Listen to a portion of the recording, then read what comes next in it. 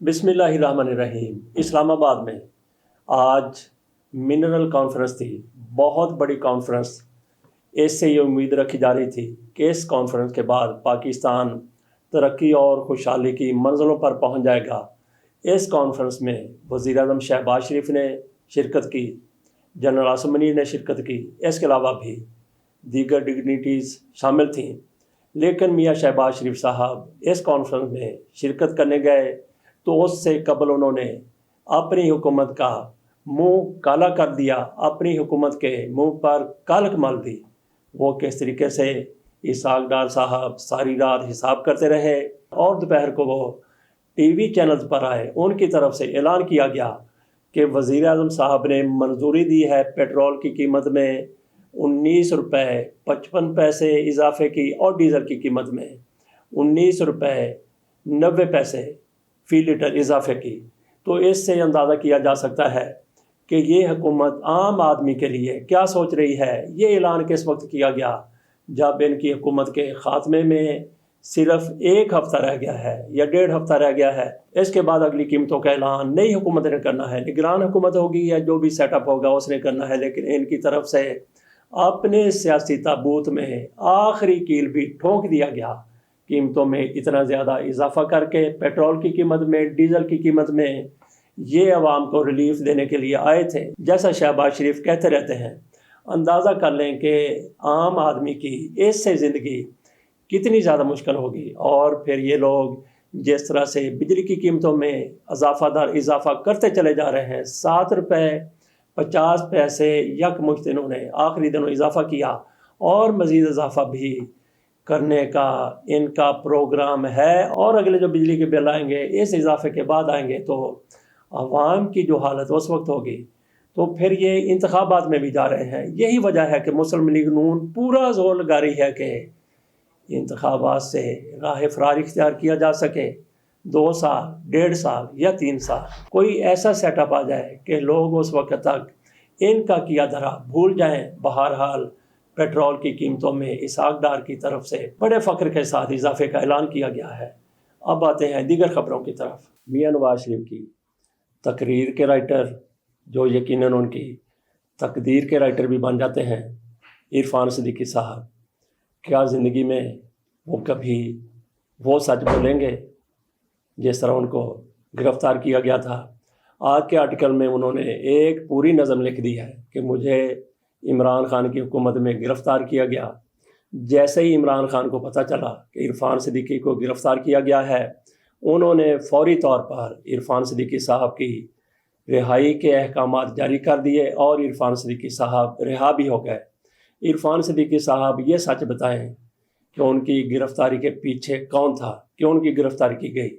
जैसा कि हमद मीर साहब कहते हैं, कभी वो कहते हैं कि इमरान खान के दौर में मुझे गिरफ़्तार किया गया था, कभी कहते हैं कि इमरान खान की क्या ज़रूरत थी कि मुझे गिरफ़्तार कर लेते, मुझे तो जनरल बाजवा के हुक्म पर गिरफ़्तार किया गया था। इसी तरह से मतीउल्लाह जान भी इमरान खान पर कभी इल्ज़ाम लगाते हैं अपने उठाए जाने का, और असतूर वो भी कभी इमरान खान पर इल्ज़ाम लगाते हैं लेकिन साथ ही दूसरा मौक़िफ़ भी इख्तियार कर लेते हैं।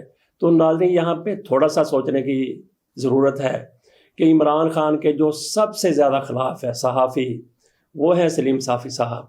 उनसे मैं समझता हूँ ज़्यादा मुखालफत करने वाला और कोई सहाफ़ी नहीं है। जिस तरह से वो इमरान खान के ख़िलाफ़ ज़ातियत तक चले जाते हैं लेकिन उनको नहीं उठाया गया। तो एक ख़ास माइंड सेट रखने वाले सहाफ़ियों को इमरान खान के दौर में उठाया गया था।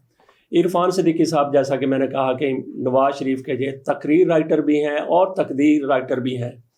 नवाज़ शरीफ की तकदीर बिगाड़ने में, संवारने में इरफान सिद्दीकी साहब की लिखी हुई तकरीरों का भी बहुत बड़ा दखल है। तो इरफान सिद्दीकी साहब ने जिस तरह से आज का आर्टिकल लिखा, उसमें एक पूरी नज़म लिख दी, मुझे कैसे गिरफ़्तार किया गया, क्या मुझे अज़ियत दी गई, किस जेल की चक्की में रखा गया, ये सारा कुछ इरफान सिद्दीकी साहब की तरफ से कहा गया है। इरफान सिद्दीकी साहब भी सलीम साफ़ी की तरह, दीगर कई सहाफ़ियों की तरह, दीगर कई मुस्लिम लीग नून के लीडरों की तरह, जैसे राना सनाउल्लाह खान हैं, जैसे ख्वाजा आसफ़ हैं, मरीम नवाज शरीफ साहिबा हैं, मरीम औरंगज़ेब साहिबा हैं, और भी बहुत से हैं, वो भी इमरान खान से इतना ही बूझ रखते हैं, इतनी ही दुश्मनी रखते हैं اتنا ہی ان کے خلاف جتنا بھی ان سے ممکن ہو سکتا ہے ان کے خلاف، عمران خان کے خلاف پراپیگنڈا کیا جاتا ہے۔ عرفان صدیقی صاحب سے میری یہی درخواست ہے کہ یہ ذرا کبھی ایمانداری سے بتا دیں، کبھی سچ بتا دیں کہ ان کی گرفتاری کیوں ہوئی تھی۔ اگر عمران خان اس میں ملوث ہوتے تو عمران خان کبھی بھی ان کی رائے کے احکامات جاری نہ کرتے۔ نہ صرف احکامات جاری ہوئے بلکہ عرفان صدیقی صاحب عمران خان کے ان احکامات کے بعد پھر اپنے گھر بھی واپس آ گئے تھے۔ ادھر مولانا فضل الرحمان صاحب شدید اشتعال میں ہیں، فرسٹریٹڈ بھی ہیں۔ ان کی طرف سے کہا گیا ہے جیسے کہ باجوڑ پر حملہ ہوا، ویسے بڑی حیرانی والی بات ہے کہ مولانا فضل الرحمان کی پارٹی کے کنونشن پر دہشت گردی کا حملہ ہو جائے اور وہ خودکش دھماکہ ہو۔ خودکش دھماکے کون لوگ کرتے ہیں؟ کچھ لوگ تو یہ کہتے ہیں کہ ایسے لوگوں کے مولانا فضل الرحمان کے ساتھ، جیسے ٹی ٹی پی ہے، ہمیشہ سے رابطے رہے ہیں، تو پھر مولانا فضل الرحمان پر کون حملہ کر سکتا ہے؟ مولانا فضل الرحمان اس حملے کے بعد ان پر پہلے بھی اسی طرح سے حملے 1-2 ہو چکے ہیں، تو مولانا فضل الرحمان صاحب بڑے فرسٹریٹڈ ہیں، ریاست پر بھی چڑھائی کر رہے ہیں، کہتے ہیں کہ ریاست بتائے ہماری حفاظت کر سکتی ہے یا نہیں کر سکتی۔ ساتھ ہی انہوں نے کہا کہ حملہ آور سفاک ہے اور جاہل ہیں جنہوں نے یہ سارا کچھ کیا ہے۔ مولانا فضل الرحمان صاحب نے ریاست کے بارے میں کہہ دیا کہ ریاست بتائے کہ ہماری حفاظت کر سکتی ہے یا نہیں کر سکتی۔ تو مولانا فضل الرحمان کی اس ریاست نے، جس کے سربراہ میاں شہباز شریف ہیں اور حکومت ہے پی ڈی ایم کی، پی ڈی ایم کے سربراہ مولانا فضل الرحمان ہیں، اس ریاست نے مولانا فضل الرحمان کی حفاظت نہیں کی۔ اس کے باوجود بھی مولانا صاحب ان کے ساتھ کھڑے ہیں، اقتدار کے ساتھ جڑے ہوئے ہیں، اقتدار کے ساتھ چمٹے ہوئے ہیں، ریاست پر تنقید کرتے ہیں اور ریاست کو چھوڑنا بھی نہیں چاہتے۔ انتخابات کے حوالے سے اب بھی یہ بحث جاری ہے کہ اسمبلیاں چند دن پہلے توڑ دی جائیں گی۔ اب یہ خبر آئی ہے کہ اسمبلیاں اپنی مدت سے 1 روز پہلے توڑی جائیں گی۔ کیوں؟ تاکہ 90 روز میں انتخابات ہو سکیں۔ اور 90 روز میں انتخابات یہ لوگ کیوں کروانا چاہتے ہیں؟ 90 روز میں انتخابات کے لیے جو آئین میں لکھا گیا ہے، تو کیا ان کی سازشوں کے لیے وہ لکھا گیا ہے کہ یہ آئیں 1 روز پہلے اسمبلی توڑ دیں اور 90 روز میں انتخابات ہو جائیں؟ انتخابات میں سمجھتا ہوں کہ 60 روز میں ہوں گے۔ جیسے ہی یہ 90 روز کی بات کریں گے، معاملہ سپریم کورٹ میں جائے گا۔ سپریم کورٹ یقینی طور پر یہ فیصلہ کرے گی کہ آخر کار یہ لوگ چند گھنٹے پہلے آئینی مدت پوری ہونے سے اسمبلیاں توڑ رہے ہیں، تو کیوں توڑ رہے ہیں؟ سازش کے لیے توڑ رہے ہیں۔ تو 90 روز میں انتخابات ہوں گے اور پھر ان کے آپس میں بھی جس طرح کے اختلافات سامنے آ رہے ہیں، جیسے پیپلز پارٹی کی طرف سے یہ کہا گیا ہے، واضح طور پر کہا گیا ہے کہ خیبر پی کے کی نگران حکومت وہ نگران نہیں ہے، بلکہ وہ اپنے آپ کو کچھ اور سمجھ رہی ہے۔ اس پر عدم اعتماد کا اظہار کیا گیا ہے پیپلز پارٹی کی طرف سے۔ وہاں پہ جو کچھ بھی ہو رہا ہے مسلم لیگ نون کے کہنے پر ہو رہا ہے، پنجاب میں بھی جو کچھ ہو رہا ہے مسلم لیگ نون جیسا چاہتی ہے، جیسا کہتی ہے ویسا ہی ہو رہا ہے۔ پیپلز پارٹی مسلم لیگ نون سے اپنی راہیں الگ کرتی ہوئی نظر آ رہی ہے۔ اور پھر پاکستان کی تقدیر کے فیصلے کہاں ہوتے ہیں؟ پہلے لندن میں ہوتے تھے، پھر دبئی میں ہونے لگے، اور آج کل اٹلی میں اور پیرس میں ہو رہے ہیں۔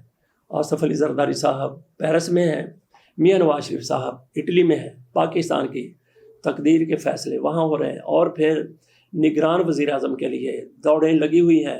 پیپلز پارٹی نگران وزیر اعظم کس کو لانا چاہتی ہے؟ نون لیگ کس کو لانا چاہتی ہے؟ نگران وزیر اعظم میری نظر میں اگر کوئی سب سے موزوں شخص ان لوگوں کے لیے ہے تو وہ پھر ہو سکتا ہے شبر زیدی صاحب، کیونکہ انہوں نے جس طرح سے زہر آلود بیان عمران خان کے خلاف دیا ہے، کسی کے اکسانے پر دیا ہے، کسی کے کہنے پر دیا ہے، وہ اگر نگران وزیر اعظم نہیں بنتے تو نگران وزیر خزانہ ضرور بن جائیں گے، کیونکہ ان کے بیان کی زہرناکی یہ ثابت کرتی ہے کہ ان کی کہیں نہ کہیں پذیرائی ہو رہی ہے۔ تو دیکھتے ہیں نگران وزیر اعظم کون بنتا ہے۔ ادھر راجہ ریاض کی طرف سے یہ کہا جا رہا ہے کہ نگران وزیر اعظم کے لیے 3 نام میرے پاس ہیں، میں نے وہ دینے ہیں۔ کہاں راجہ ریاض، یہ پدی اور یہ پدی کا شوربہ، کبھی کہتے ہیں کہ مسلم لیگ نون سے میں نے ٹکٹ لینا ہے، کبھی کسی سے لینا ہے، اور ان کی طرف سے ایک عجیب شرط بھی رکھی گئی ہے کہ مجھے نگران وزیر اعظم جس کو بنانا ہے میں انگوٹھا لگانے کے لیے تیار ہوں، لیکن میری شرط یہ ہے، یہ راجہ ریاض کی طرف سے شرط رکھی گئی ہے کہ میرے مقابلے میں कोई ना तो नून लीग का उम्मीदवार आए, ना पीपल्स पार्टी का उम्मीदवार आए। जाहिर है ना नून लीग ने अपना उम्मीदवार इनके खिलाफ खड़ा करना है, ना पीपल्स पार्टी ने खड़ा करना है, ना मौलाना फजल रहमान ने खड़ा करना है। इनके मुकाबले में उम्मीदवार आएगा जिसने जीत भी जाना है, वो तहरीक इंसाफ का आएगा। और राजा रियाज साहब अजीब शर्त रख रहे हैं कि मेरे खिलाफ तहरीक इंसाफ का जो भी उम्मीदवार आए उसको मेरे मुकाबले में खड़ा होने से रोका जाए, जैसे भी हो उसको मेरे मुकाबले में खड़ा होने से इस तरह से रोका जाए कि मैं जो भी उसके खिलाफ उज़रदारी या जो भी पिटीशन दायर करूँगा उसको कबूल करवाया जाए, उनको मेरे मुकाबले से हटाया जाए, उनको नाअहल करार दिया जाए रिजे राजा रियाज साहब की तरफ से। अब हिकमत अमली अपनाई गई है और ये मुतालबा रखा गया है। राजा रियाज को सिर्फ अपनी सीट की फिक्र पड़ी हुई है। राजा रियाज यकीनी तौर पर अगर इनके मुकाबले में मुस्लिम लीग नून का उम्मीदवार हुआ, पीटीआई का ना हुआ, तब भी हार जाएंगे। अगर इनके मुकाबले में पीटीआई का हुआ तब तो इन्होंने हारना ही है। बहरहाल इनकी आप शर्त देखें, इनकी आप ख्वाहिश देखें, इनकी आप तमन्ना देखें, इनकी आप हसरत देखें। तो नाज़रीन, गले में थोड़ा सा मसला है, उम्मीद है कि आप इसी के साथ कबूल फरमाएंगे। इसके साथ इजाज़त दीजिए। अल्लाह हाफिज़।